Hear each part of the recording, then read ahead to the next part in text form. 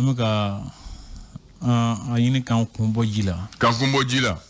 te sanda imano ko aha bamano ko ma mun ba fe ka to jila ko hali nege ble madama bamne o ci abla kono gamato ñetti dor la biska bo gela kono cugumina ko ni be ni ga to jila be de kundo kono be gela kono ganenu o ni mo bo toro sugula kala jiyo akala toro fon fe mi ba ni ka bo gela ni kono sigatola o ama ke fere fon fe mu isa o e kono ka bo gela en kono la akbar o nakila u ba fa ko defo ba fe ko defo ko ma mun ba fe ko to jila ko hali ni blende damna ya bamne oh mo do ali ta so ali fere non do ti fere ye bunu kododo te mun ko sigatola paso kododo ba ko ayu onga una tabe ale bu kododo usa ka teme abi gela min na ka tula kan no na bura gelen kono o alni fere mi ke so be ka kalolo wala la samasa namu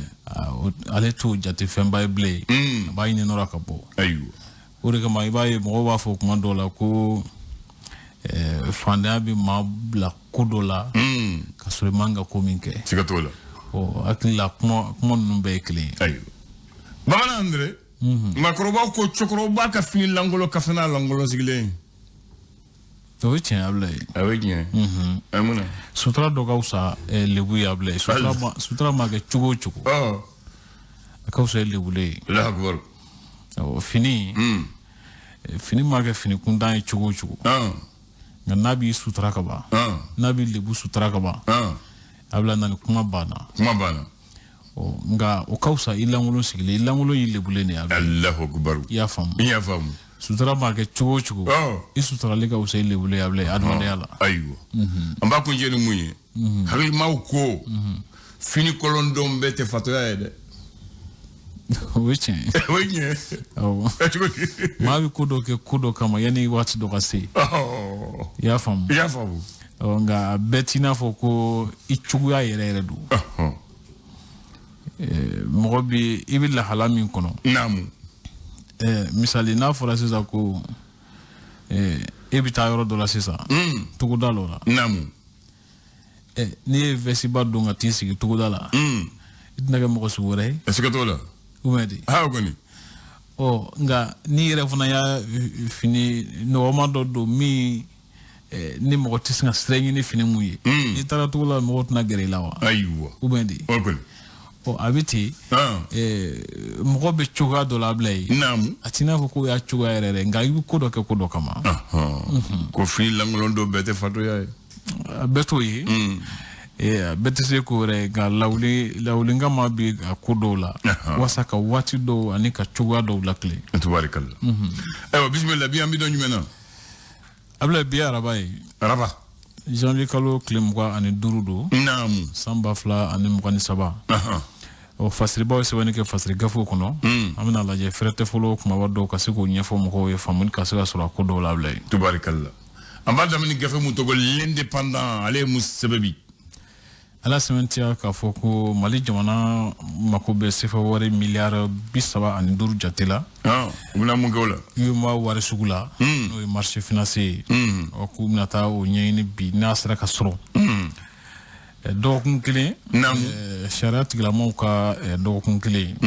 o hukumu konna mamudu kasoge ale ajira ka foko sharat glawara kanga ke misala nyumonye sikadola korsenno ka ton kono gela babe sisa jalake bilendo senegalaw ka ministre kan o korsenla nu yaayini ka foko colonel Assimi Goïta ki sendo ko ina ka nyina bo sigasu santemani ko sirabakan kasala kala ma binani ani kelen sataye o ko ma ba kile ani keme duru ni bi kono doni kile wulu koni jogina la hawla wala quwwata ko senfe bay ka foko kasala mi rek la sira ka se fo keme shiki ani bi woron duruma sangelen gono la hawla wala sigasu dron na galera jatemna kan ke bulu fon chugala ani bulu chugula ani bulu wati ani wala ni bulu wati la sisan kuma la ka fongo fendo ala latige ngayre fana mi ko do la yini kuma do la blay la nyini be la tige be bamano do côté ni bulu chugo don kuma do alni dona kasara la ala kan gishi o jiga to la abarabi be mfato ke ka ala kambo angala mo ko ke fana ki gra dala doni oh wechi anga jatiminati wo ama kroto chugo akila anga wuli kuma la o bankisi dandeme bolu do ma vaut mieux perdre une minute dans ta vie pour attendre que de perdre ta vie en une minute wechi voilà oh la kana bala ko mu konnana dogo free ale be nyono soy ale be mawti ko malifine tuwe wuli ka joddo ko ni rokko folen nuna jatti wali kala chama dangare kala ulula o kunye bagamnu boshi mogola ko adogale kema fly o koni menanula ka klaka la sakin atikuma tubarakallah o klefla mamnu bulla ga bakasu kono ulu bolen ko kaena la ko mafla tega dara wulu kan ko kuray atoro sawe l'indicateur de renouveau ko di asimentia ka foko sekun dongo ministry ando buli gindo kala asimentia ka foko sekuni dongo o ye marfanyuma mbaye mi misra ke sababu ye ka kelew kumbe ani ka kelew nyana bo ablay mi refana be talike anka jamana kritikelaw ka dogo kun ni ata ko folo ye ko ke kun de ka se ka kritikelaw ni kritikelaw munun kan kulu lagre nyogona mena ka ku OMC barakala do mena ka tununa ye jatiga wale kelaw fe ansongu fana o ku bingane wale do fana kera yoro munun be wele ko amay gadal hakila sera ka fokanya amay gadal o ani abankor ko wali jugun kera yoro nun tabankor bama chufe ayu ko mira fana mitalike basi keta aleni atonyondo monon bulla ga wakayena finetigu do ko do kon mina na siwini ngoro critique ngafo polisu fe ko jelo ko duzena todo bolo mo usani se ka duzena nadona abu seni bolo abu seko ayo tabaraka ko point demendi do kelen no sawu ka la fasato faraka bo nyona ka gelado nyon ci ablay amaka nyema ay ma fefu ayo ni deme ko ni sera kele amaka nyema de yeso faso ka fasiri ala sementia ka fo malifini tugu ka wuli ka jo kurambe wule ko tili kura o ko ke kunde ka seka kalatan na tan lakana gela fuy kana soro akola o bankas ko ma do ko ni jogina mangando senfe minte na jatke wala kelawni do zone nyokonche mimbi senefon besika bama ile machugo minanga jamana nkunda abla nan ko na wule ko agro industry o ka ko be ni sinanga sala ledu mun tara kaseka bo usirafe Chan 2022 amborala ko tama asamata so ka boli dan Australia abla na aywa mo se ka panganya kama absolu kama makolo gelade lese ku wili adema PSG ku ya foka klaka boro don no bala pio ka foko olu koni bina wulika jo sabati wasa kalata na tan no biska sansoro chugo bina kana joro folola u delika mi soro wati jantemene nuna o ko fe jibi ke manani munun kono ko ni jantuma ke ko achamambe no sesa olu sigila wala si mokoma yenvesi nyamo wasu abla ko ulu koni tasi bla ka nyeshi ko mako ma mino nye barabla retraité mun tarazegla awo samba fla ni mo ni kele ni samba fla ni mo ni flata ko tasi bla kerenga ni kere ka nyeshi uma tubarakallah le pélican aleko alaka hinala iweka alenda yana ne ko ale mingra so iweka rpm sigisinga oko akon taraka tomi to ko ka jew masika be akula fi ni yiri bina kono bu yerake o lawle o damna neno o ko fesa ben ani bono wala fero sawati do ko mo kono farafina o ko mo wele ko ra chifi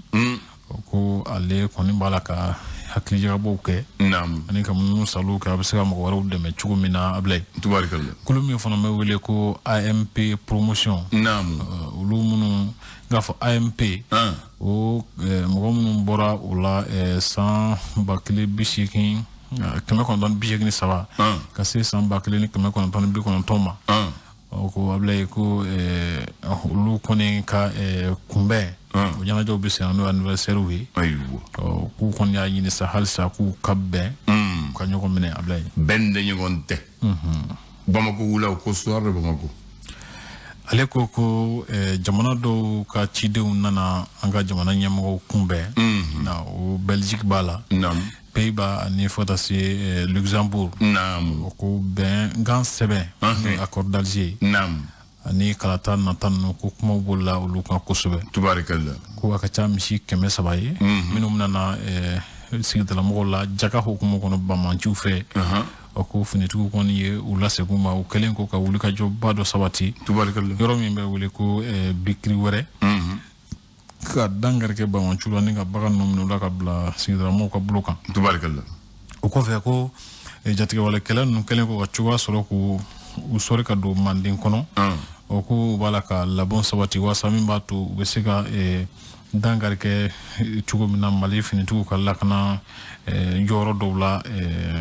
ma somilen kan ke kuma anga siraba do kwa ina fo route national numéro 5 et route national numéro 26 ala kan gisu doromo amina o ko fesa nam baye funo ka fo ko kala tan na tan nu laben hukumu kono ani hakilla ni kalata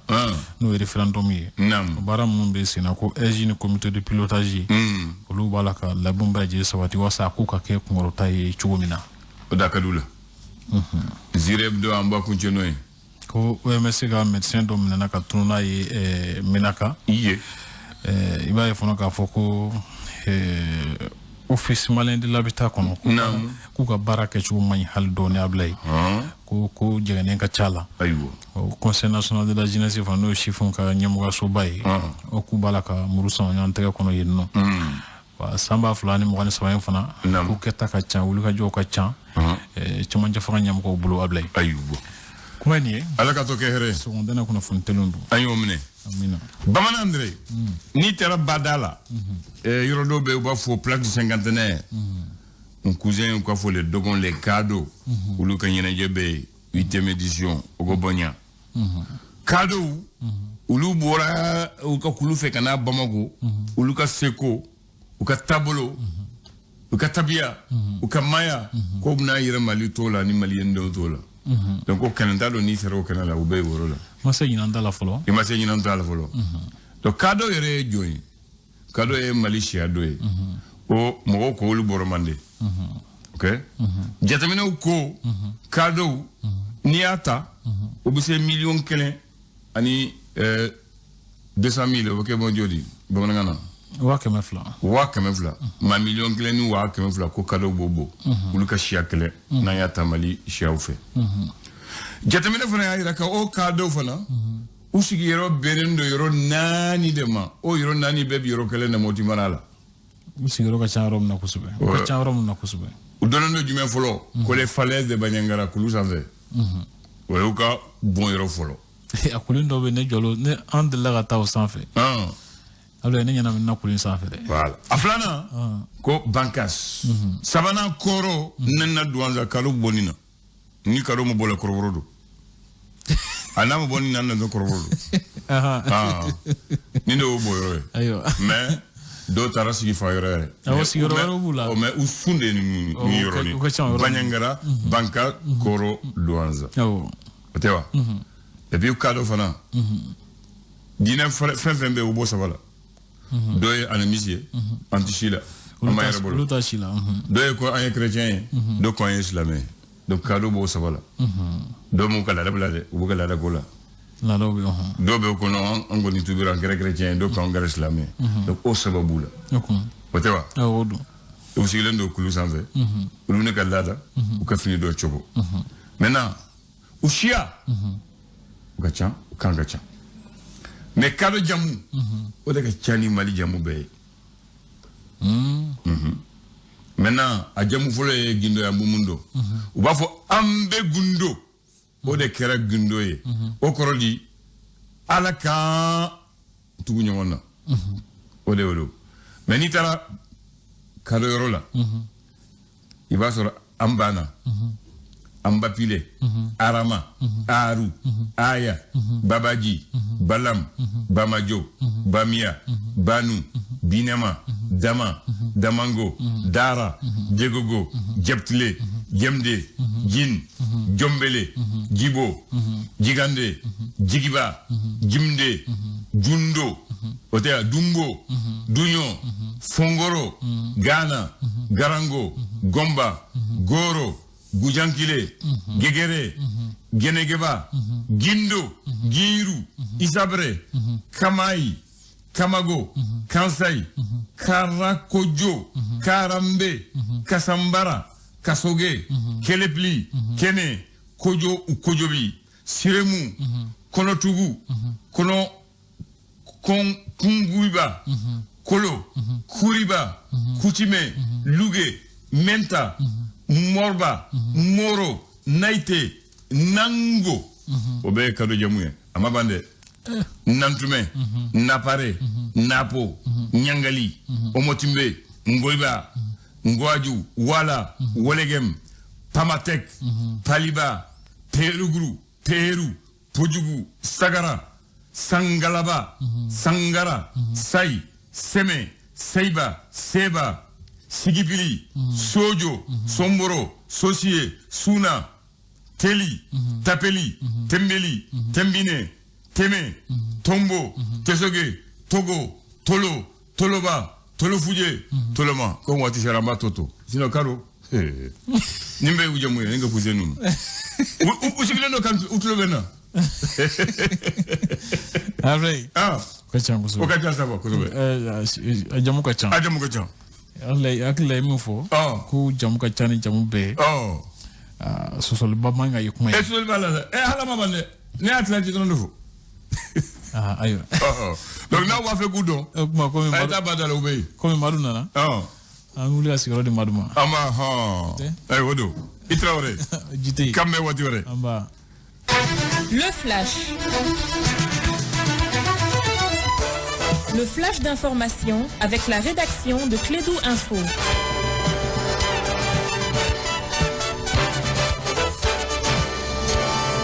9h en temps universel et nous sommes aujourd'hui mercredi le 25 janvier de l'an 2023. On donne la parole à Mohamed Khan pour le premier flash du jour. Rebonjour. Rebonjour Abdoulaye et bienvenue à ceux qui viennent de nous rejoindre. Comment parvenir à une meilleure organisation du travail au sein du parquet? La question est au menu d'un cadre de concertation destiné aux magistrats. Cette activité entre dans le cadre de la semaine de la justice qui a été présidée par les premiers parquetiers, les ministres de la justice, des droits de l'homme, garde de Sceaux, Mamoudou Kassougué.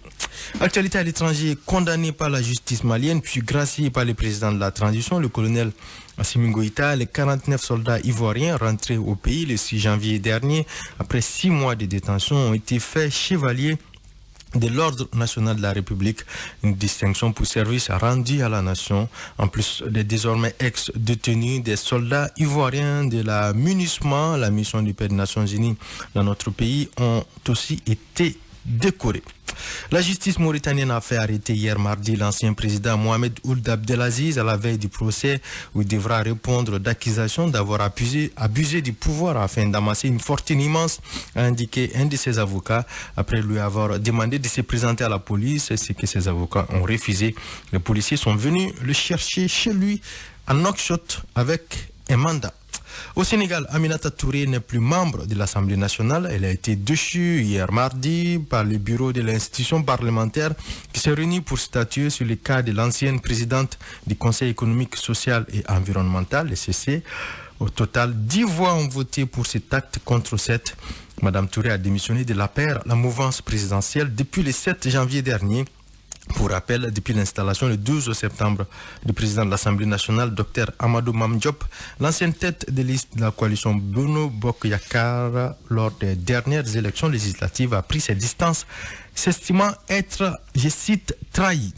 Sport football, fin de parcours pour les Aigles au 7e championnat d'Afrique des Nations, les CHAN, compétition réservée aux joueurs locaux. Le Mali a été battu hier soir par la Mauritanie, 1-0. Les hommes de Noundiani rentrent donc prématurément à la maison avec un bilan plus que mitigé, un match nul 3-3 face à l'Angola et une défaite face à la Mauritanie. Et puis c'est le Niger qui passe également au tour suivant au détriment du Cameroun, cette fois-ci battu 1-0. Les MENA éliminent donc les Lions indomptables et se qualifient pour les quarts de finale. Et pendant ce temps, l'international sénégalais Sadio Mané, touché début novembre, péroné droit et forfait pour la Coupe du Monde 2022, a repris hier mardi la course à l'entraînement avec le Bayern Munich à 3 semaines du 8e de finale aller de la Ligue des Champions à Paris. Dans la grisaille munichoise, Sadio Mané a effectué ses premières courses